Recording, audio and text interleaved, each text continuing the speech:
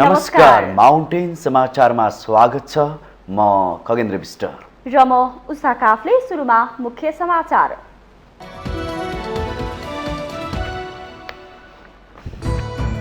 पूर्व प्रधानमन्त्री भट्टराई नेतृत्वको नेपाल समाजवादी पार्टीले सार्वजनिक गरी चुनावी घोषणापत्र प्रत्यक्ष निर्वाचित राष्ट्रपति र भ्रष्टाचार नियन्त्रण गर्न जनलोकपालमा जोड। सुरक्षाका थुप्रै चुनौती रहे पनि निर्वाचन सफलतापूर्वक सम्पन्न हुने गृहमन्त्री खाँडको विश्वास। जटिलता हल गर्न सरकारले सुरक्षा निकायलाई सहजीकरण गर्ने प्रतिबद्धता। निर्वाचनमा राप्रपाको प्रतिस्पर्धा एमालेसँग हुने अध्यक्ष लिङ्गदेनको भनाई। काङ्ग्रेस र कम्युनिस्टका कार्यकर्ताले पार्टीको झण्डा धुरीमा राखेर राप्रपालाई मत दिने जिकिर। विगतको निर्वाचनभन्दा यसपटक मतपत्रको ढाँचामा परिवर्तन। उम्मेदवार नभएका दलको चुनाव चिन्ह नराख्दा बदर मतको संख्या घट्ने अनुमान।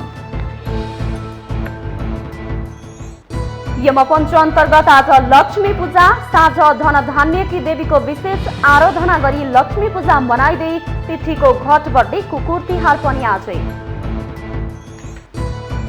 बेलायती प्रधानमन्त्रीको दौडमा ऋषि सुनक र पेन्नी मोर्डन्टको औपचारिक दाबी। पार्टी नेतृत्वका लागि मनोनयन हुने आज।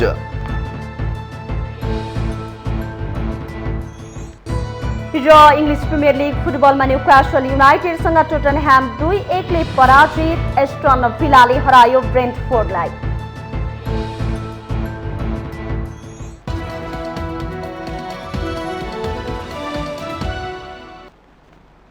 अब समाचार विस्तारमा।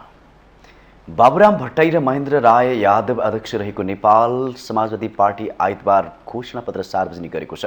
मक्सी 4 मा हुने प्रतिनिधि सभा र प्रदेश सभाको निर्वाचनका लागि नेसपाले संविधान संशोधन, आर्थिक, सामाजिक, परराष्ट्र, कृषि, रोजगार लगायतका विषय समेटेको घोषणापत्र ल्याएको हो। घोषणापत्रमा संविधान संशोधन लगायतका माध्यमबाट मुलुकको राजनीतिक र आर्थिक रूपान्तरण गर्न सकिने भन्दै प्रत्यक्ष निर्वाचित राष्ट्रपति र प्रदेश प्रमुखहरूको व्यवस्था गरिने उल्लेख गरिएको छ। माओवादी केन्द्रको चुनाव चिन्ह हँसिया हतौडा लिएर चुनावी मैदानमा उत्रिएको नेसपाको घोषणापत्रमा राज्य पुनर्संरचना आयोगको प्रतिवेदनको आधारमा प्रदेशहरूको पुनर्संरचना गर्ने, स्थानीय तहहरूलाई बलियो र अधिकार सम्पन्न गर्ने उल्लेख छ। भ्रष्टाचार अन्त्य गर्नका लागि जनलोकपालदेखि कर्मचारी तन्त्रको रूपान्तरणसम्मका योजना नेसपाले घोषणापत्रमा राखेको छ।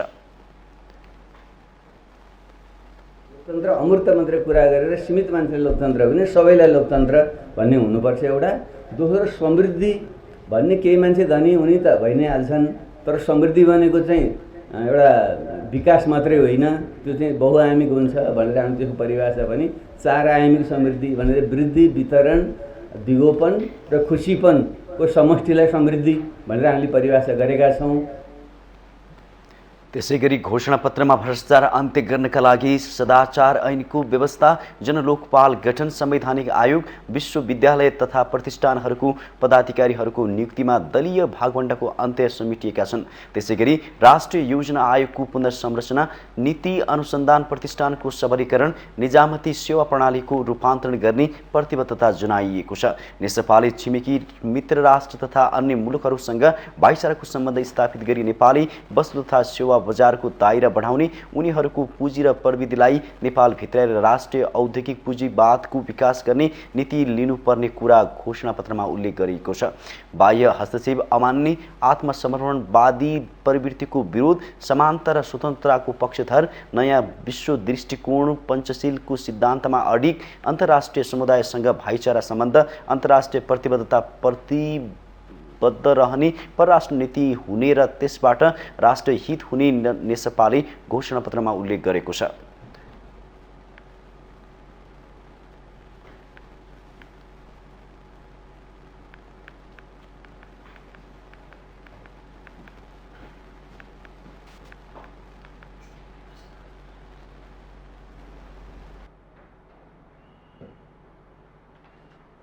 गृहमन्त्री खाँडले आगामी मङ्सिर 4 गते हुने प्रतिनिधि र प्रदेश सभाको निर्वाचन सफलतापूर्वक सम्पन्न हुने विश्वास व्यक्त गर्नुभएको छ।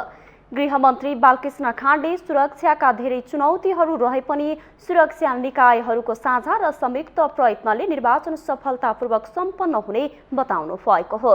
आइतबार काठमाडौँमा आयोजित बागमती प्रदेश स्तरीय निर्वाचन केन्द्रीय सुरक्षा गोष्ठी कार्यक्रममा उहाँले आगामी निर्वाचनमा देखिएको जटिलताहरूलाई हल गर्न सरकारले सुरक्षा निकायहरूसँग आवश्यक सहजीकरण काम गर्ने प्रतिबद्धता समेत व्यक्त गर्नुभयो। यी जटिलताहरूलाई पन्छाउँदै यी चुनौतीहरूलाई सामना गर्दै मङ्सिर 4 गते एकै दिनमा हामीले निर्वाचन सम्पन्न गर्नु परेको छ। मलाई लाग्छ यो सुरक्षा गोष्ठीले एकै दिनमा देशभरि सबै निर्वाचन क्षेत्रमा निर्वाचन सम्पन्नको लागि गर्नका लागि वातावरण तयार गरेको छ। नेपाली नागरिकलाई नागरिकता दिने विषयलाई राजनीतिक विषय बनाउन नहुने स्पष्ट पार्नुभयो। गोष्ठीमा गृह सचिव विनोद प्रकाश सिंहले आगामी प्रतिनिधि र प्रदेशसभाको निर्वाचनमा प्रभावकारी ढङ्गले सुरक्षा निकायको परिचालन गर्न सम्बन्धित जिल्लाका जिल्ला सुरक्षा समितिलाई निर्देशन दिनुभएको थियो।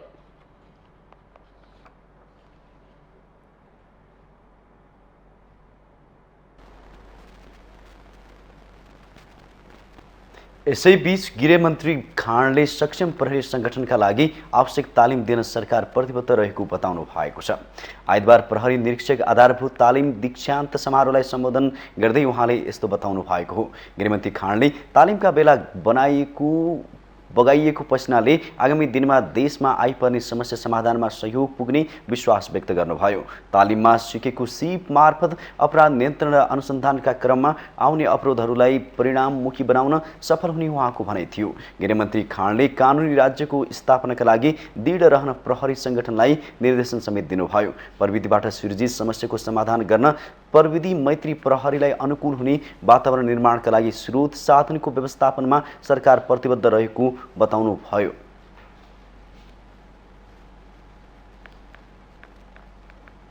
प्रविधिबाट सृजित नवीन समस्याको समाधान प्रविधि मैत्री प्रहरी प्रविधिले सुसज्जित स्रोत साधनले मात्र गर्न सक्दछ। 17 महिना लामो आधारभूत तालिमले तपाईहरुलाई प्रविधि मैत्री प्रहरी बनाइसकेको मैले विश्वास गरेको छु। नेपाल सरकार र गृह मन्त्रालय प्रविधि मैत्री प्रहरीलाई अनुकूल हुने वातावरण निर्माणका लागि स्रोत साधनको व्यवस्थापनमा सहयोग गर्दै आएको छ। प्रहरीको आधुनिकीकरण र प्रविधिकरण नेपाल सरकारको सदैव प्राथमिकता रहँदै आएको छ। कार्यक्रममा प्रहरी महानिरीक्षक धीरज प्रताप सिंहले आगामी मङ्सिर 4 गते हुने निर्वाचनमा आफ्नो जिम्मेवारीलाई निष्पक्ष र त्रुटिरहित तवरले सम्पन्न गर्न प्रहरीलाई निर्देशन दिनुभयो। निर्वाचनलाई निष्पक्ष, शान्तिपूर्ण र भयरहित वातावरणमा सम्पन्न गर्नु प्रहरीको जिम्मेवारी भएको उहाँको भनाइ छ।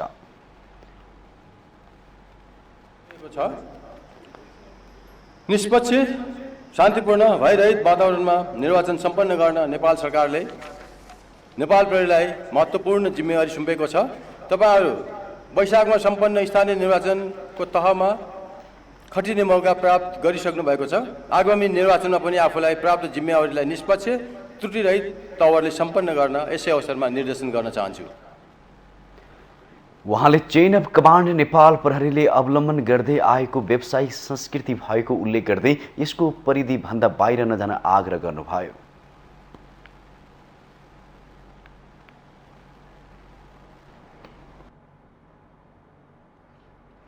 राष्ट्रिय प्रजातन्त्र पार्टीका अध्यक्ष राजेन्द्र लिङदेनले आगामी निर्वाचनमा राप्रपाको प्रतिस्पर्धा एमालेसँग हुने बताउनु भएको छ। आइतबार काठमाडौँमा आयोजित शुभकामना आदान प्रदान कार्यक्रममा उहाँले राप्रपाको मुख्य प्रतिस्पर्धा एमाले हुने बताउनु भएको हो। अध्यक्ष लिङदेनले नेपाली कांग्रेस र नेकपा माओवादी केन्द्र लगायतका पार्टीहरू 100 भन्दा तलको सिटमा खुम्चिसकेको दावी गर्दै एमालेसँग राप्रपाको टक्कर पर्ने बताउनुभयो। आगामी निर्वाचनमा पनि पटक पटक नेतृत्वमा असफल पार्टीहरूलाई भोट हाल्ने हो भने नागरिकहरूले दुःख पाउने उहाँको भनाइ थियो। अध्यक्ष लिङदेनले कांग्रेस, माओवादी लगायतका दलहरूका मतदाताहरू राप्रपाको सक्रियता खोजिरहेको भन्दै कांग्रेस कम्युनिस्टको झण्डा धुरीमा राखेर आफूहरूलाई मत दिन तयार रहेको जिकिर गर्नुभयो। राप्रपाले अप्रत्याशित नतिजा ल्याउने उहाँले दावी गर्नुभयो। संगठन भएको प्रमाणित गर्न सक्ने पार्टी भनेको राप्रपा मात्र। हिजो हामी 4 सिटमा अल्मलिएका थियौं, 4 सिटमा उम्मेदवार उठाएर हिँडेका थियौं। आज हामी 140 सिटमा छौँ।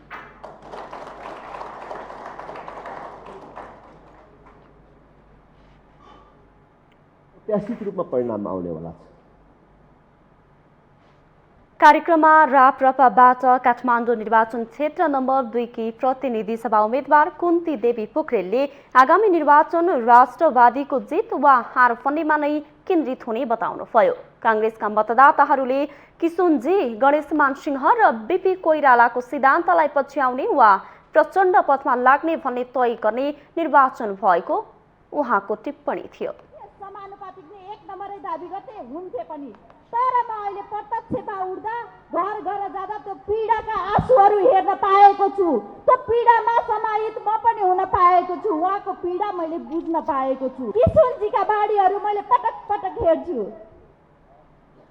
हो, तपाईँहरूले किशुनजी हाम्रो गणेश दाजु बीपी बाबुको कुरा मान्नुहुन्छ कि प्रचण्ड पथमा जान चाहनुहुन्छ, त्यो कुरा पनि याद गरिदिनुहोस्।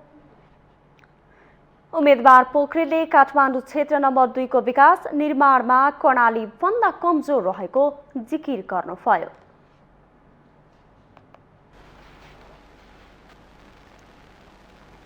यसपटकको प्रतिनिधि तथा प्रदेश सभा निर्वाचनको मतपत्र विगतको भन्दा केही फरक छ, किनकि कतिपय जिल्लामा विभिन्न दलहरूले गठबन्धन गरेका कारण आयोगले मतपत्रको ढाँचामा फेरबदल गरेको छ। पार्टीहरूले गठबन्धन गर्दा कार्यकर्ताले आफ्नै पार्टीको चुनाव चिन्हमा भोट हाल्न नपाउने भएका छन्। केन्द्रीय तहमा भएको गठबन्धनले तल्लो तहका कतिपय कार्यकर्ताहरू भने खासै सन्तुष्ट छैनन्। सामान्यतः राजनीतिक दलका कार्यकर्ताले चुनावमा आफ्नै पार्टीको चुनाव चिन्हमा मतदान गर्न खोज्छन्। उम्मेद्वार जोसुकै भए पनि उनीहरूको पार्टीको नीति र सिद्धान्तलाई आधार मानेर मतदान गर्छन्। तर आगामी निर्वाचनका क्रममा दलहरूको राजनीतिक स्वार्थले अधिकांश जिल्लामा गठबन्धन भएकाले लामो समयसम्म दलमा आबद्ध कार्यकर्ताहरूले भने चाहेर पनि आफ्नै पार्टीको चुनाव चिन्हमा भोट हाल्न नपाउने भएका छन्। कहिले मिल्ने कहिले टुट्ने हुँदा पार्टी कार्यकर्ताहरूलाई चुनावै पछि फरक फरक पार्टीका उम्मेद्वारहरूलाई मतदान गर्नुपर्ने बाध्यता छ। दलहरूको सत्ता स्वार्थ पूरा गर्नकै लागि गरिएको गठबन्धनमा मतदाता तथा कार्यकर्ताहरूमा खासै उत्साह भने छैन।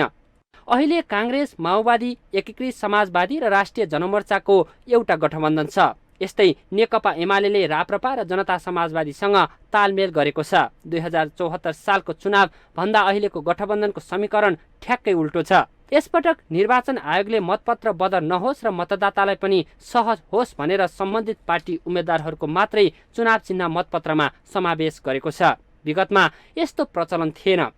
पार्टीको उम्मेद्वार नहुँदा पनि चुनाव चिन्हमा धेरै मत खसेपछि ठूला दलहरूले नै आयोगलाई आफूहरूले उम्मेदवारी नदिएको क्षेत्रमा पार्टीको चुनाव चिन्ह नराखिदिन आग्रह गरेका थिए।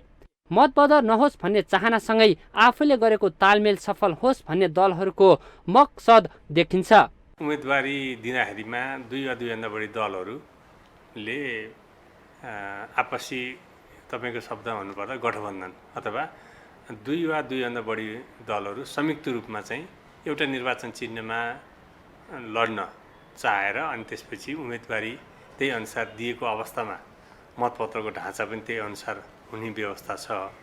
त्यसै गरी अब अहिले अलिकति फरक तरिकाको अभ्यास गरेर राजनीतिक दलहरूले सहमतिमा चाहिँ उम्मेदवारी नदिएको अवस्थामा उम्मेदवारी चाहिँ को चिन्हहरू नरहने चाहिँ एउटा सामान्य प्रचलन नै हो। नेपाली कांग्रेसले प्रतिनिधि सभाको 91 र प्रदेश सभाका 165 स्थानमा मात्र उम्मेदवारी दिएको छ, जसका कारण बाँकी क्षेत्रमा कांग्रेसका कार्यकर्ताले अर्को चुनाव चिन्हमा मतदान गर्नुपर्छ। गठबन्धनका सहयात्री माओवादी र एकीकृत समाजवादीको अवस्था पनि उस्तै छ। एमाले नेतृत्वको विपक्षी गठबन्धनको हालत पनि उस्तै छ। आयोगको प्रावधानले बदर मतको संख्यामा भने कमी आउने देखिन्छ। माउन्टेन टेलिभिजन एचडी का लागि क्यामेरामा सञ्जय श्रेष्ठका साथमा बटुक राजगिरीको रिपोर्ट। काठमाडौँ महानगरपालिकाले हात्तीसारमा टुकुचालाई भूमिगत गर्न बनाइएको संरचना सुरुङ भत्काउन नपाउने भएको छ। पुरातत्व विभागले गरेको अध्ययनमा टुकुचाको भूमिगत सुरुङ पुरातात्विक सम्पदा भएको पुष्टि भएकाले यसलाई संरक्षण गर्नुपर्ने भएको हो। विभागले टुकुचा भूमिगत गर्न बनाइएको सुरुङबारे अध्ययन गर्न पुरातात्विकविद भास्कर ग्यावालीको नेतृत्वमा समिति बनाएको थियो। पुरातत्व विभागका प्रवक्ता रामबहादुर कुँवरका अनुसार समितिले दिएको प्रतिवेदन विभागलाई प्राप्त भएको छ। प्रतिवेदनले उक्त संरचनालाई राणाकालमा बनेको ठहर गर्दै त्यसलाई संरक्षण गर्न सिफारिस पनि गरेको छ। महानगरपालिकाले भूमिगत संरचना खोतल्दै खुला गर्ने गरी डोजर चलाएपछि सम्पदा अभियन्ताको अनुरोधमा पुरातत्व विभागले अध्ययन थालेको थियो। सुरुङ इटासँगै सुर्की चुना प्रयोग गरेर निर्माण भएको पाइएको छ। टुकुचाको सुरुङबारे अहिलेसम्म अध्ययन भएको थिएन। यसलाई प्रजातन्त्र स्थापना पछिका दशकहरूमा अतिक्रमण गरेर टुकुचा लुकाइएको हो कि राणाकालमा नै भूमिगत गरिएको थियो भन्ने अहिलेसम्म आधिकारिक रूपमा प्रमाणित भएको थिएन।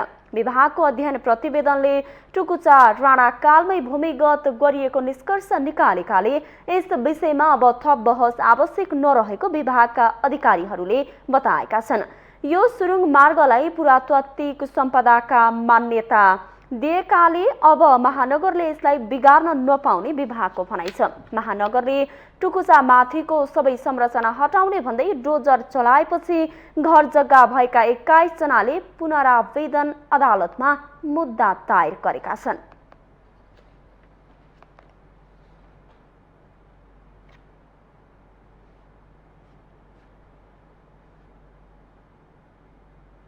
माउन्टेन समाचारमा पालो भएको छ ब्रेकको।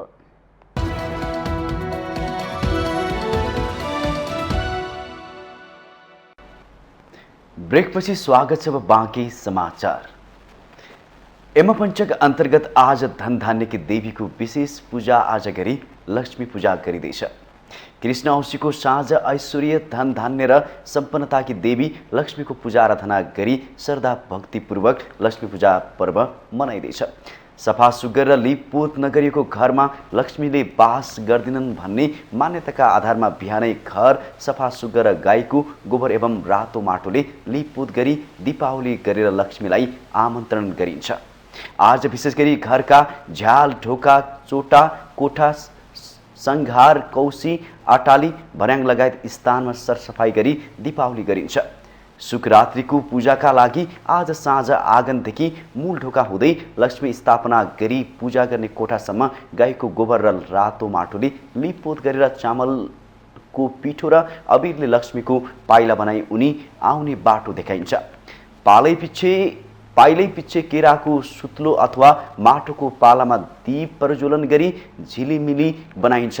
दीपावली गरिसकेपछि पूजा कोठामा दियो कलश र गणेश सहित लक्ष्मी स्थापना गरेर गरगहना पैसा धान चामल फलफुल सेलरोटी र फूलमाला चढाई विधिपूर्वक लक्ष्मीको पूजा आराधना गरिन्छ। लक्ष्मी पूजापछि कन्या र छोरी चेलीलाई लक्ष्मीको प्रतीक मानी पूजा गरी दक्षिणा समेत दिने प्रचलन छ। आज घरमा लक्ष्मी पूजा गरेपछि धन दौलत वा अन्य सामान घर बाहिर पठाई लक्ष्मी बाहिर जान्छन् भन्ने धार्मिक विश्वास छ। साँझ युवतीहरू समूह बनाई घर घरमा भैलो खेल्छन्। भगवान विष्णुले यमपञ्चकको 5 दिन स्वर्ग मर्त्य र पताल तीनै लोकको शासन गर्ने वरदान बलिराजालाई दिएको धार्मिक विश्वास छ। आजै घरको सुरक्षामा खटिने कुकुरलाई मिठो खाने कुरा खान दिएर कुकुर तिहार पनि मनाइँदैछ। तिथिको घटबडले आजै कुकुर तिहार परेको हो। कार्तिक कृष्ण चतुर्दशीको बिहान अरुणोदय कालमा नदी तलाउ वा धारामा गई स्नान गरेर सालका पातमा यमदीप दक्षिणा दिशामा फर्काई बालेर बनाउने कार्य पनि वैदिक सनातन हिन्दू धर्मावलम्बीहरूले गर्दछन्। यसलाई नरक स्नान गर्ने र नरक बगाउने भनिन्छ। यसरी नरकी बगाइमा नरकको दर्शन गर्नु नपर्ने शास्त्रीय मान्यता छ।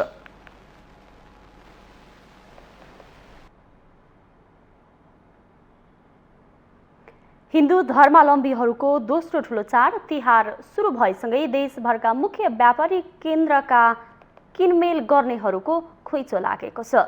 काठमाडौँको मुख्य व्यापारिक केन्द्र न्युरोड असोन इन्द्रचोक महाबौद्धमा किनमेल गर्न आउनेको भिडले बाटो छिचोल्नै हम्मै पर्छ। उपभोक्ताहरू भने तिहारका लागि आवश्यक सामग्री महँगिँदा निराश छन्।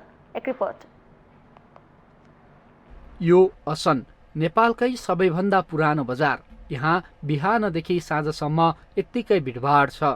असनमा मात्रै नभएर न्यू रोड, इन्द्रचोक, महाबौद्ध, नयाँ सडक, भोटाहिटी लगायतका क्षेत्रमा पनि किनमेल गर्न आउने सर्वसाधारणहरू ओइरिएका छन्। तिहारमा दिदीबहिनीले दाजुभाइलाई सगुन स्वरूप दिने भाइ मसला, लक्ष्मी पूजाका दिन घरमा लक्ष्मी भित्र्याउन बनाइने रङ्गोली, भाइटिकामा प्रयोग हुने सामग्री सहित दाजुभाइ र दिदीबहिनीले एक अर्कालाई उपहार दिने सामग्री किन्ने उपभोक्ताहरूको लर्को लागेको छ। सहरका भित्री गल्लीहरूमा पनि भाइ मसलाका आकर्षक प्याकेटहरू सजाएर राखिएको छ। गत वर्ष कोरोनाका कारण कम भएको व्यापार यस वर्ष भने बढी नै छ। तर बजारमा भिडभाड देखिए पनि महँगीले कोरोनाकालीन भन्दा अगाडिका वर्षहरूमा जस्तो व्यापार हुन नसकेको व्यापारीहरू बताउँछन्। मूल्य वृद्धि चाहिँ छ, पोहोर सालभन्दा यस्तै 20% लिएर 25% मूल्य वृद्धि छ। अब मूल्य काजु बदाममा चाहिँ 600 रुपियाँ बढेछ होइन, ओखरमा 80 रुपियाँ बढेछ। पिस्ता चाहिँ एकदम महँगो भएछ। पिस्ता चाहिँ 1900 को पिस्ता 2200 भएछ, 300 रुपियाँ बढेछ। खै अब हामीले थाहा हुने, यहाँ माल आयो होइन, बढेर आयो भन्छ, अब बढ्यो भन्छ, अब हामी बढाएर लियो, हामी त अलिअलि नाफा खाने त्यही त हो नि। व्यापार पहिलाको भन्दा धेरै कम छ अहिले, सबै सामान महँगी भएर आछ नि त, त्यही भएर अलि सस्तो खोज्नुहुन्छ कस्टमरहरूले पनि। त्यो हिसाबले अहिले पहिलाको भन्दा धेरै कम छ व्यापारहरू। पहिला धेरै हुन्थ्यो, धेरै क्वान्टिटी पनि जान्थ्यो, तपाईँको अब 100-150 स्टार्टिङ हुन्थ्यो। अहिले पहिला 100-150 पर्ने टोपीलाई अहिले 200-300 पर्छ। अब कस्टमरहरू पनि महँगो भयो भन्नुहुन्छ, त्यही भएर अलिक कमै छ पहिलाको भन्दा। पहिलाको तपाईँको पहिला 5-6 लाख हुन्थ्यो भने अहिले तपाईँको 3-4 लाख मात्र हुन्छ। किनमेलमा आएकाहरू पनि गत वर्षभन्दा यस वर्ष सामानहरू महँगो भएको बताउँछन्। भाइ मसलाको एक प्याकेटमा नै 100 रुपियाँ भन्दा बढी मूल्य बढेको तथा ढाका टोपीमा गत वर्षको भन्दा मूल्य झन्डै दोब्बर भएको सर्वसाधारणहरूको गुनासो छ। हामी यहाँ तिहार बजार किनमेल गर्न आएको। महँगीले त चरम सीमा छुइसकेको छ। बल्ल कर्मचारीहरूको, शिक्षकहरूको तलब 2 रुपियाँ बढ्यो भने महँगी चाहिँ 50 रुपियाँ बढेको। ढाडै सेकाएको छ सर्वसाधारणको त यहाँ। महँगो त अब पोहोरको तुलनामा त महँगै छ सबै कुराहरू होइन। अब यो टोपी मात्रै होइन, सबै कुराहरू नै महँगै छ। अब यस्तै हो, के गर्नु, अब भोग्नै पर्छ नेपाली जनताले। कतिमा पाइन्थ्यो पोहोर टोपी, अहिले कति? पोहोर 200 मा पाइने, अहिले 500 भएको छ टोपीमा। अहिले हेर्न हुने खालको राम्रै खालको टोपी चाहिँ। दाजुभाइ तथा दिदीबहिनीहरू बीच स्नेह साटासाट गर्ने परम्पराले हाम्रो संस्कृतिलाई जीवन्त बनाएका छन्। तर पछिल्लो समय अचाकले बढेको महँगीले भने चाडपर्वलाई खर्चिलो बनाउँदै लगेको छ। माउन्टेन टेलिभिजन एचडीका लागि क्यामेरामा विक्रम साक्यका साथ सन्दीप शर्माको रिपोर्ट। क्रिकेटर सन्दीप लामिछानेलाई 12 वर्षसम्मको कैद सजाय माग दाबी गर्दै प्रहरीले जिल्ला सरकारी वकिल कार्यालयमा अनुसन्धान प्रतिवेदन पेश गरेको छ। सन्दीपमाथिको अनुसन्धान सँगै प्रहरीले कैद सजाय माग दाबी सहित सरकारी वकिल कार्यालयमा अनुसन्धान प्रतिवेदन पेश गरेको हो। मुलुकी फौजदारी अपराध संहिता अनुसार 16 वर्षदेखि 18 वर्ष उमेरसम्मका किशोरीलाई बलात्कार गर्नेलाई 10 देखि 12 वर्षसम्म कैद सजाय हुने प्रावधान छ। सोही प्रावधान अनुसार अनुसन्धानमा खटिएको प्रहरी सन्दीपलाई 12 वर्षसम्मको कैद सजाय माग गरेको हो। सन्दीपमाथि 17 वर्षीय किशोरीलाई बलात्कार गरेको आरोप लागेको छ। प्रहरीले बलात्कारी पुष्टि भएको दाबी सहित कैद सजाय माग दाबी गरेको हो। प्रारम्भिक अनुसन्धानमा सन्दीपको संलग्नता देखिएपछि प्रहरीले सन्दीपलाई हिरासतमा राखेर अनुसन्धानलाई अघि बढाएको छ। अनुसन्धान प्रतिवेदनका आधारमा अभियोग पत्र तयार गरेर तिहार बिदापछि जिल्ला अदालतमा अभियोग पत्र दायर गरिने जिल्ला सरकारी वकिलको कार्यालयले जनाएको छ। थुनछेक बहसपछि मात्र सन्दीपलाई तारिकमा छाड्ने वा थुनामा पठाउने भन्ने टुङ्गो लाग्नेछ।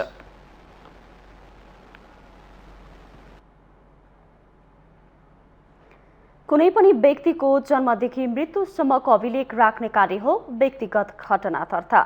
राज्यसँगको भेटघाट गराउने काम व्यक्तिगत घटना दर्ताले गर्ने गरे पनि यसप्रतिको साक्षरता कमजोर छ। सरकारले सन् 2024 सम्ममा जन्म दर्ता 100% पुर्याउने र अन्य व्यक्तिगत घटना दर्तामा उल्लेख्य रूपमा वृद्धि गर्ने अन्तर्राष्ट्रिय प्रतिबद्धता जनाइसकेको छ। व्यक्तिगत घटना दर्ताको पछिल्लो अवस्था के छ त? एक रिपोर्ट। साधारणतया व्यक्तिको जन्मदेखि मृत्युसम्मको अवधिमा घट्ने जन्म, मृत्यु, विवाह, सम्बन्ध विच्छेद र बसाइसराई जस्ता व्यक्तिका विवरणलाई आधिकारिक रूपमा अभिलेख गर्नुलाई व्यक्तिगत घटना दर्ता भनिन्छ।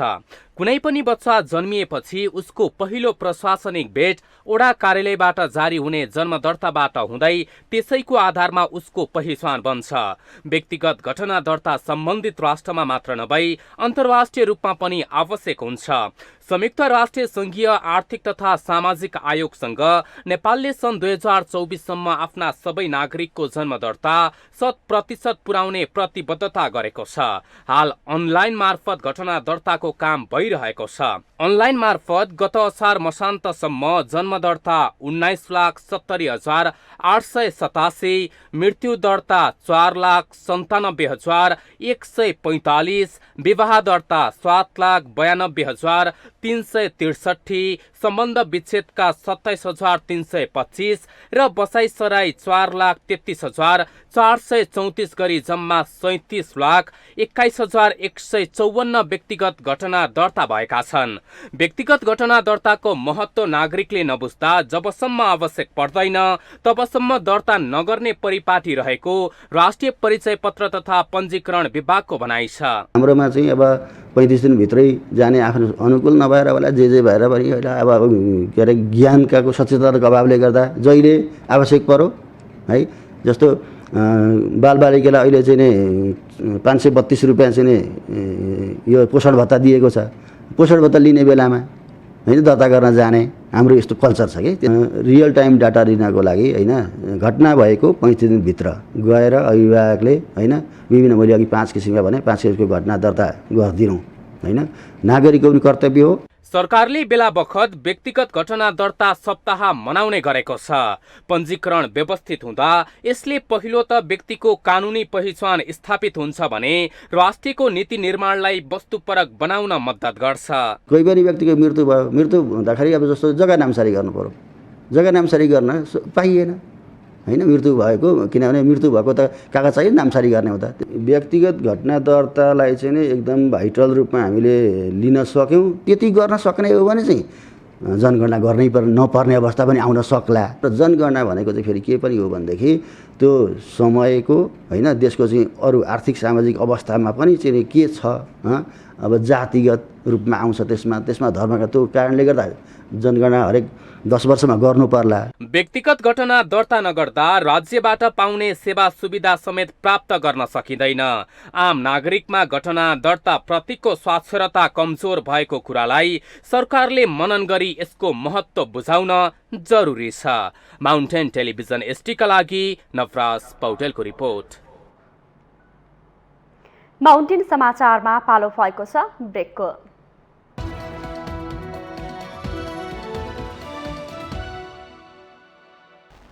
ब्रेकपछि स्वागत छ। अब बाँकी समाचार।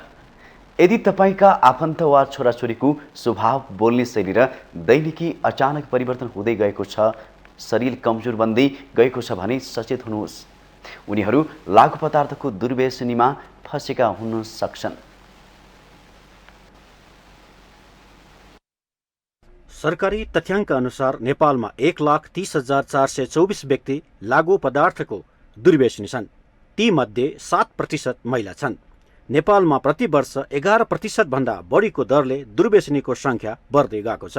दुर्व्यसनका कारण 33.5% बालबालिकाले मानसिक पीडा भोगिरहेका छन् भने 28.5%ले अपमान र दुर्व्यवहार सहनु परेको छ। लागु पदार्थ दुर्व्यसनबाट मुक्त हुन उपचाररत जयमर्जन आफ्नो अनुभव यसरी सुनाउँछन्। दुर्व्यसनमा लागेर चाहिँ खासै पाउन चाहिँ केही पाउने छैन होइन। हामीले गुमाउन मात्र चाहन्छौँ होइन, गुमाउने मात्र हो होइन। त्यही भएर चाहिँ यसले गर्दाखेरि चाहिँ होइन आफूसँग जे छ होइन त्यो चाहिँ हामीले त्यही समयमै बुझ्नुपर्छ होइन। दुर्व्यसनीहरूको संख्या बढ्नुमा परिवार, अभिभावक, आमा बाबुबाट उचित हेरचाह नहुनु, परिवारका सदस्य नै लागु पदार्थ प्रयोगकर्ता हुनु लगायत थुप्रै कारणहरू छन्। लागु पदार्थ सेवनबाट मुक्त भएर सामाजिक कार्यमा संलग्न सुशील महर्जन यसको सेवनले मानिसलाई घातमा मात्रै पुर्याउने भएकोले सबैजना टाढा बस्न सुझाव दिनुहुन्छ। लागु पदार्थ युज गरेर कसैको खुट्टा छैन, कसैको हात छैन है, अनि यो कुराले चाहिँ केही पनि राम्रो चाहिँ गरेको लाग्दैन मलाई। जसले गर्दा चाहिँ म एउटै मात्र के भन्न चाहन्छु भन्दा यसले चाहिँ हामीलाई चाहिँ घातमा लाग्नुभन्दा बढी अरू कुनैमा चाहिँ गर्दैन जस्तो लाग्छ। दुर्व्यसनमा फँसेकालाई सुधार्न उपचार तथा पुनर्स्थापना कार्यक्रम चलाउनुको विकल्प नभएको बताउनुहुन्छ सुधार केन्द्र सञ्चालन गरिरहनुभएका सुजिन महर्जन। समयअनुसार त हामी पनि हिँड्नु पर्यो नि त। त्यही भएर अहिलेको अवस्थामा एडिक्सन भनेको चाहिँ यो त पब्लिक इस्यु भइसक्यो।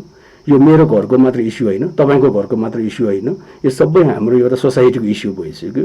यसलाई रोकथाम गर्ने हो भने हामी सबै एकजुट भएर सबै हामी अगाडि बढ्नुपर्छ। लागु औषध नियन्त्रण ब्युरोका प्रमुख विकास राज खनाल लागु पदार्थको कारोबारलाई नियन्त्रण गर्न 14वटा युनिट मार्फत काम भइरहे पनि प्रत्येक वर्ष सेवनकर्ता बढिरहेको बताउनुहुन्छ। ट्राफिक प्रहरीसँग समन्वय गरेर हामीले काठमाडौँ उपत्यका तथा नेपालका अन्य मुख्य मुख्य सहरहरूमा पनि हामीले त्यस्ता चाहिँ सवारी चालकहरूलाई हामीले एउटा किट युरिन टेस्ट किट हामीले प्रयोग गरेर हामीले उनीहरूलाई चाहिँ हामीले जाँच गर्ने र त्यस्तामा लागु औषध सेवन गरेको फेला परेमा हामीले त्यस्ता सवारी चालकलाई कानुनी दायरामा ल्याएर कानुन कारबाही गरिरहेको अवस्था पनि छ। प्रशासनिक निकायबाट मात्र लागु औषध नियन्त्रण गर्न सम्भव नभएकाले यो पुरै समाजको एजेन्डा बन्न आवश्यक रहेको छ।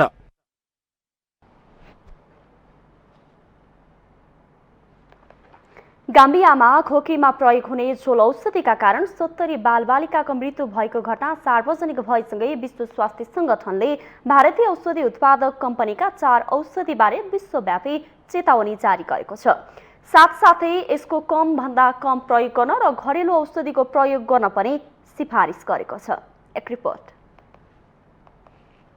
शरीरमा भएको असहजता निदानका लागि हामी औषधिको प्रयोग गर्छौं, तर चिकित्सकको सल्लाहमा औषधि सेवन गर्दा पनि कसैको मृत्यु हुनु कति भयावह होला। यस्तै कहाली लाग्दो घटना दक्षिण अफ्रिकी मुलुक गाम्बियामा घट्यो। खोकीको झोल औषधि खाँदा 70 बालबालिकाको मृत्यु भएको विवरण सार्वजनिक भयो। विश्व स्वास्थ्य संगठनले सो घटनालाई जोडेर मेडन फार्मास्युटिकल नामक भारतीय औषधि उत्पादक कम्पनीका 4वटा औषधिबारे विश्वव्यापी चेतावनी जारी गरेको छ।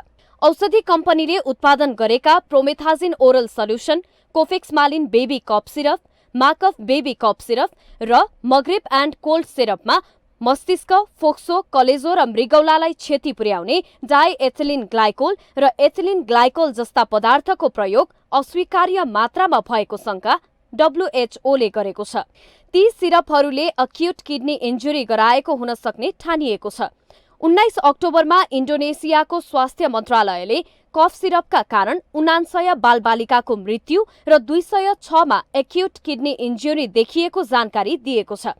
यी घटनाहरू सार्वजनिक भएसँगै नेपाली औषधि नियामक निकायका अधिकारीहरूले नेपालमा पनि सजगता अपनाउनु पर्ने बताएका छन्। हामीले अहिले पछिल्लो समय चाहिँ यो घटना इन्डोनेसियाको नि देखिएपछि हामीले चाहिँ यहाँ स्वदेशी उत्पादकहरूको चाहिँ कति चाहिँ उत्पादनहरू चाहिँ हामी कहाँ चाहिँ दर्ता रहेर चाहिँ बजारीकृत भएको छन् र चाहिँ आयात हुने कति चाहिँ उत्पादकहरूको चाहिँ बजारीकृत छन्, त्यसको हामीले लगत निकालिरहेको अवस्था चाहिँ छ।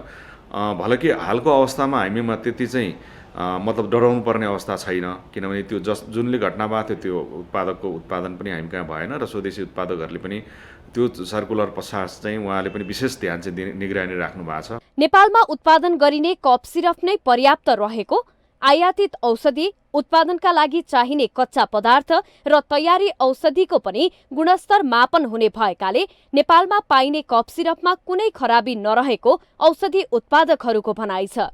हामीले फ्याक्ट्रीमा ल्यान्ड हुने बित्तिकै र मेटेरियललाई सबभन्दा पहिला आइडेन्टिफाई गर्छौँ, यो चिज हो कि होइन भनेर। त्यसपछि अरू विभिन्न प्यारामिटर्समा यसको जाँच हुन्छ, त्यसपछि मात्र प्रोडक्सनलाई जान्छ। त्यो प्रोडक्सनलाई गइसकेपछि प्रोडक्सन हुँदै पनि 4-5 ठाउँमा इन प्रोसेस एनालिटिकल टेस्टहरू हुन्छ र फाइनल जब हाम्रो चाहिँ सामान बनिसकेका हुन्छ त्यो रिलिज गर्नु अगाडि हाम्रो क्वालिटी अथोरिटीले फेरि स्ट्याम्प लाउँछ, यो ठिक छ भनेर, त्यसपछि मात्र औषधि रिलिज हुन्छ। नेपालमा कफ सिरपको प्रयोग बिना परामर्श पनि गर्ने गरेको पाइन्छ, तर बालबालिकाको सामान्य रुघा खोकी निको पार्न घरेलु औषधिको सिफारिस WHO ले नै गरेको छ। त्यसैले कफ सिरपको कम भन्दा कम प्रयोग र आवश्यक परेको खण्डमा चिकित्सकको परामर्श लिने कुरामा सचेत बनौ।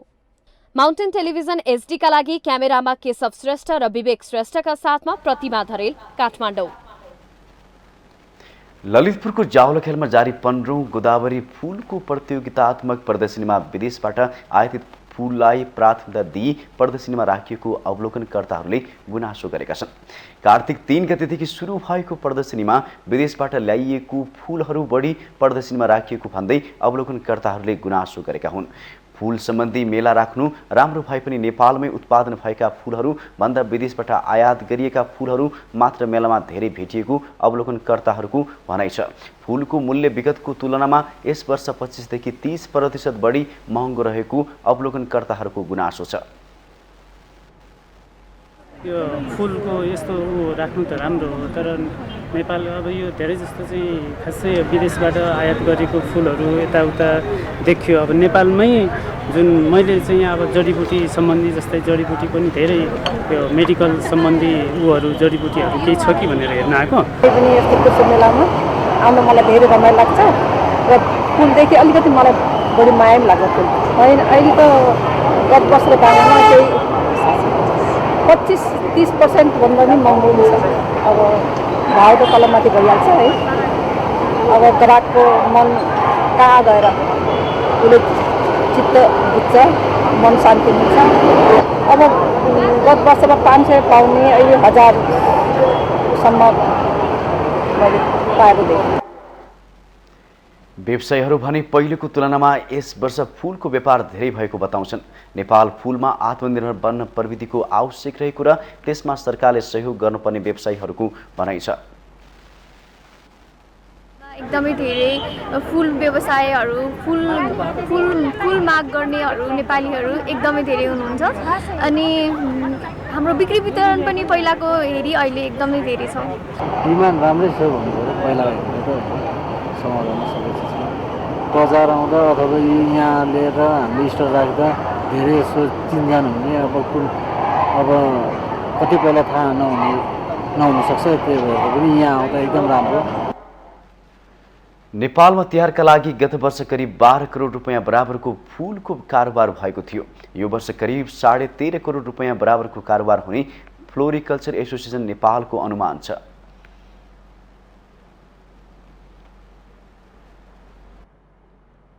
नवौं राष्ट्रिय खेलकुद प्रतियोगिताका क्रममा एक खेलाडीको मृत्यु भएपछि स्थगित भएको प्याराग्लाइडिङ उडान आइतबारदेखि खुला भएको छ। नेपाल नागरिक उड्डयन प्राधिकरणले विभिन्न 5 शर्त सहित प्याराग्लाइडिङ खुला गर्न अनुमति दिएको हो।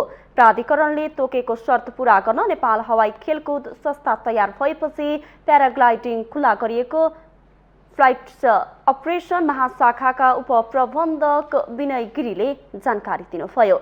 प्राधिकरणले तोकेको उडान क्षेत्रमा मात्रै उडान गर्नुपर्ने, प्याराग्लाइडिङ पाइलट 15 दिनभित्र मेडिकल तथा मानसिक अवस्थाको परीक्षण गरी योग्य ठहरिएको हुनुपर्ने, सबै प्याराग्लाइडिङ पाइलटले तोकिएको पोसाक र कम्पनी र पाइलटको नाम स्पष्ट हुनुपर्ने शर्त राखेको छ। त्यस्तै प्राधिकरणले व्यावसायिक उडानमा प्रयोग हुने ग्लाइडरहरूको 15 दिनभित्रमा प्राधिकरणका एयरवर्थनेस इन्सपेक्टरको रोहवरमा परीक्षण गराई प्रयोग योग्य ग्लाइडरहरूलाई मात्र व्यावसायिक उडान अनुमति दिने उल्लेख गरेको छ।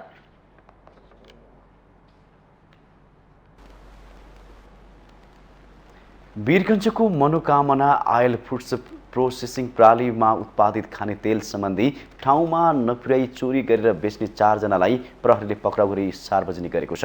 जिल्ला प्रहरी कार्यालय 12ले सम्बन्धित ठाउँमा नपुर्याई बाटोबाटै चोरी गरेर अन्यत्र तेल बिक्री गर्ने 4 जनालाई पक्राउ गरेको हो। उद्योगले वीरगञ्जको अञ्जनी क्यारियर्स मार्फत सिन्धुलीका कमलामाई नगरपालिकामा रहेको रोबिन सप्लायर्स लैजान ट्रकमा तेल लोड गरेर पठाएको थियो। सिन्धुलीमा 2 दिनसम्म तेल नपुगेपछि उद्योगले खोजी गरिदिन भन्दै जिल्ला प्रहरी कार्यालय 12मा उजुरी दिएको थियो। उजुरी परेपछि अनुसन्धान गर्दा 4 जना सहित ट्रक र केही परिणाममा तेल बरामद गरेको जिल्ला प्रहरी कार्यालय 12का प्रमुख प्रहरी उपरीक्षक होमिन्द्र बोगटीले बताउनुभयो। पक्राउ पर्नेहरूमा ट्रक चालक नुवाकोटको शिवपुरी गाउँपालिका 1 घर भई काठमाडौँ बस्ने सुनकमान तामाङ, रौतहटको गौर नगरपालिका 1 का रमेश कुमार, रौतहटकै वृन्दावन नगरपालिका 6 हर्साहाका शेष कमल कलाम र सोही गाउँपालिका 8 का वैद्यनाथ शाह तेल रहेका छन्। उनीहरूलाई नियन्त्रणमा लिएर प्रहरीले अनुसन्धान गरिरहेको छ।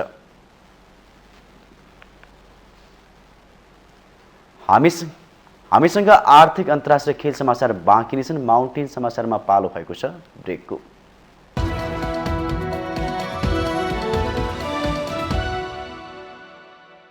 ब्रेकपछि स्वागत छ। अब पालो आर्थिक समाचारको। आर्थिक समाचारको साथमा मेरो देश मेरो जगदम्बा सिमेन्ट, गुणस्तरको नयाँ स्तर Riddhi Siddhi cement, Jagadamba super sign तथा ग्याल्भा प्लस जस्ता पाता जीवनभरको भरोसा। मेगा बैंक नेपाल लिमिटेड, विश्वास जित्दै अघि बढ्दै। सर्वोत्तम सिमेन्ट, सर्वोत्तम मजबुती।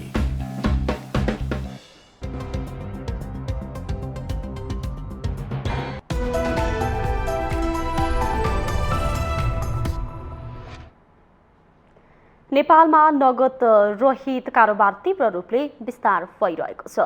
सजिलो इन्टरनेट पहुँच र बढ्दो विद्युतीय साक्षरता तथा नेपाल राष्ट्र बैंक लगायत विभिन्न वित्तीय संस्थाकै प्रवर्धनात्मक कार्यक्रमका कारण पछिल्लो समय भुक्तानीमा mobile banking, connect IPS wallet तथा क्यूआर कोड जस्ता विभिन्न विधि प्रयोग बढेको छ।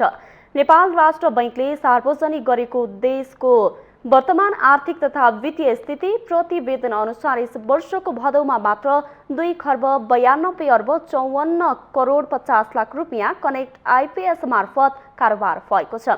अघिल्लो वर्षको भदौमा 2 खर्ब 32 अर्ब 54 करोड 30 लाख रुपियाँको कारोबार भएको थियो। 2079 भदौमा कनेक्ट आइपीएस मार्फत 38 लाख 21 हजार 277 वटा कारोबार भएका थिए। अघिल्लो वर्षको भदौमा 32 लाख 24 हजार 175 वटा कारोबार कनेक्ट आइपीएसबाट भएका थिए। मोबाइल ब्याङ्किङ मार्फत यस वर्षको भदौमा 1 खर्ब 46 अर्ब 14 करोड 30 लाख रुपियाँको कारोबार भएको छ, जुन अघिल्लो वर्षको भदौभन्दा दोब्बर हो। 2078 भदौमा 74 अर्ब 31 करोड रुपियाँको कारोबार मोबाइल ब्याङ्किङबाट भएको थियो। पछिल्लो समय तीव्र प्रगति भएको विद्युतीय माध्यममा क्यूआर कोड पनि परेको छ। यो प्रयोगकर्ताका हिसाबले 3 गुणा र रकमका हिसाबले 1 वर्षमा 2.5 गुणा बढेको राष्ट्र बैंकको तथ्याङ्कले देखाउँछ। 2079 भदौमा क्यूआर कोड मार्फत 15 अर्ब 2 करोड 80 लाख रुपियाँ भुक्तान भएको छ। 2078 भदौमा 5 अर्ब 85 करोड 70 लाख रुपियाँ थियो। यो वृद्धि भनेको 2.56 गुणा हो। यी सेवा खल्ती, आइएमए पे, फोन पे जस्ता डिजिटल वालेटबाट गत वर्षको भदौमा 17 अर्ब 63 करोड 50 लाख रुपियाँको कारोबार भएको थियो। यो 2078 भदौमा 14 अर्ब 42 करोड 70 लाख रुपियाँको थियो।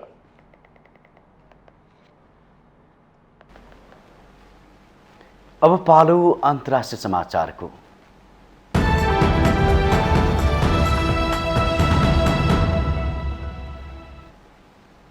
बेलायती प्रधानमन्त्रीको दौडमा पूर्व अर्थमन्त्री ऋषि सुनक र वर्तमान सरकारमा रहनुभएकी मन्त्री पेन्नी मोर्डन्ट औपचारिक रूपमा उत्रिनु भएको छ।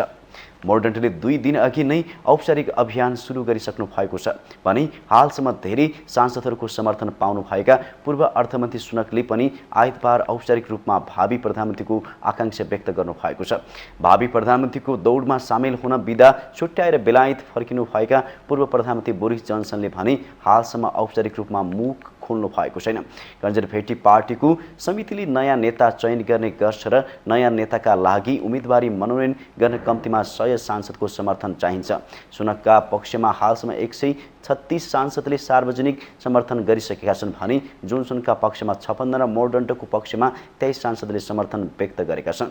357 सांसद रहेको कन्जर्भेटिभ पार्टीभित्र अझै धेरै सांसदहरूले कसलाई समर्थन गर्ने मुख खोलेका छैनन्। तर सुनकले सार्वजनिक रूपमा वर्तमान समस्या समाधान गर्न र पार्टीलाई एकजुट बनाउन आफू नेताको उम्मेदवार हुने बताएपछि उहाँको पक्षमा थप सांसदहरूले समर्थन जनाउने आशा गरिएको छ। उता सुनक र जोन्सन बीच शनिबार भेट भएको समाचार पनि बाहिरी आएछ आएको छ, तर सो भेटमा केही सहमति नभएको बताइएको छ। सो भेटमा केही सहमति बनिहाल्ने हो कि भनेर पनि केही सांसदहरूले आफ्नो रोजाइ प्रष्ट पारेका छैनन्। प्रधानमन्त्री रहनुभएकी कन्जर्भेटिभ पार्टीका नेता लिज ट्रसले शुक्रबार राजीनामा दिएपछि नयाँ नेताका लागि आज मनोनयनको कार्यतालिका राखिएको छ। बेलायतले आउँदो अक्टोबर 28 सम्म अर्को प्रधानमन्त्री पाउनेछ। बेलायती प्रधानमन्त्री ट्रसलाई कन्जर्भेटिभ पार्टीको नेताका रूपमा प्रतिस्थापन गर्ने निर्वाचन अक्टोबर 28 मा हुनेछ।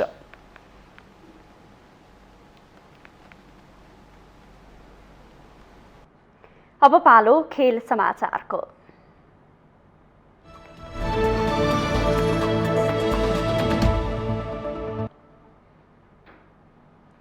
इङ्ग्लिस प्रिमियर लिग फुटबलमा न्युक्यासल युनाइटेडले टोटनह्याम हटस्परलाई हराएको छ।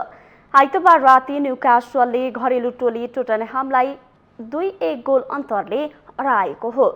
यस सिजन उत्कृष्ट सुरुवात गरेको न्युक्यासलले पछिल्लो जित सहित तालिकाको चौथो स्थानमा उक्लिएको छ।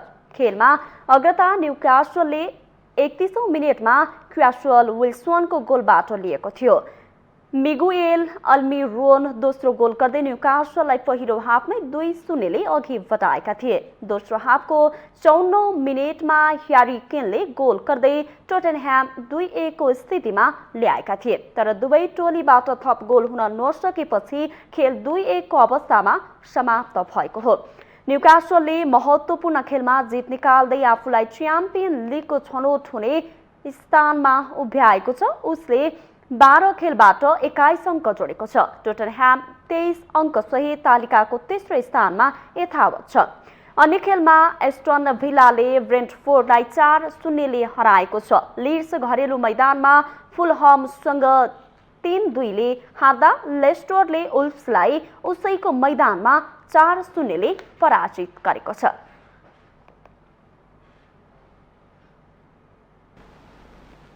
आइसिसी टी20 विश्वकपमा भारतले पाकिस्तानमाथि 4 विकेटको रोमाञ्चक जित हात पारेको छ।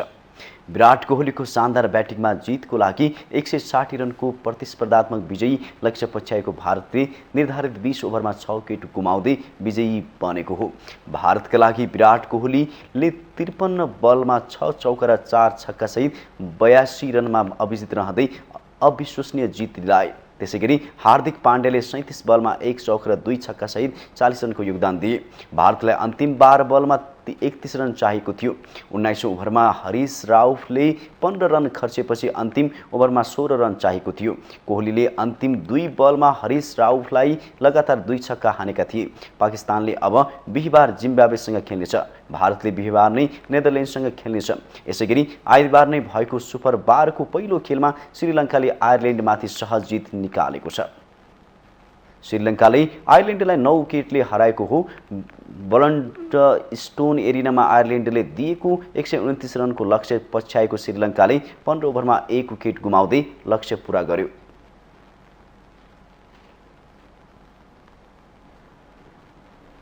माउन्टेन समाचारमा पालो भएको छ विश्रामको।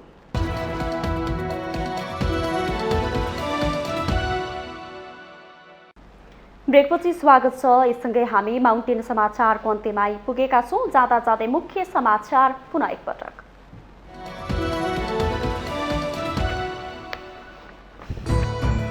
पूर्व प्रधानमन्त्री भट्टराई नेतृत्वको नेपाल समाजवादी पार्टीले सार्वजनिक गरी चुनावी घोषणापत्र प्रत्यक्ष निर्वाचित राष्ट्रपति र भ्रष्टाचार नियन्त्रण गर्न जनलोकपालमा जोड। सुरक्षाका थुप्रै चुनौती रहे पनि निर्वाचन सफलतापूर्वक सम्पन्न हुने गृहमन्त्री खाँडको विश्वास। जटिलता हल गर्न सरकारले सुरक्षा निकायलाई सहजीकरण गर्ने प्रतिबद्धता। निर्वाचनमा राप्रपाको प्रतिस्पर्धा एमालेसँग हुने अध्यक्ष लिङ्गदेनको भनाई। काङ्ग्रेस र कम्युनिस्टका कार्यकर्ताले पार्टीको झण्डा धुरीमा राखेर राप्रपालाई मत दिने जिकिर। विगतको निर्वाचनभन्दा यसपटक मतपत्रको ढाँचामा परिवर्तन। उम्मेदवार नभएका दलको चुनाव चिन्ह नराख्दा बदर मतको संख्या घट्ने अनुमान।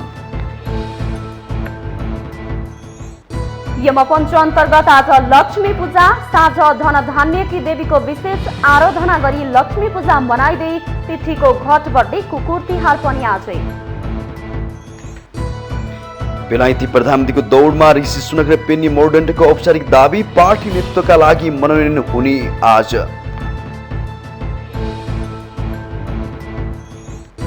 र इङ्ग्लिस प्रिमियर लिग फुटबलमा न्युक्यासल युनाइटेडसँग टोटनह्याम 2-1 ले पराजित। एस्टन विलाले हरायो ब्रेन्टफोर्डलाई।